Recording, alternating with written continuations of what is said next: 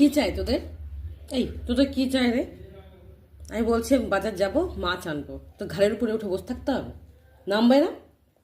নামবে তো? হ্যাঁ নামো। গায়ের উপরে উঠে বসে আছে। এই যে মহারানী নাকি মহারাজা? এই নাম তোরা পুটি, সুজি, নামো। এটার নাম সুজি, সাদার মতন দেখতে, তাই সুজি। আরে এই যে মারপিটটা কম হবে, খেলাটা কম হবে, যত খেলবি তত খিদা পাবে পাগল।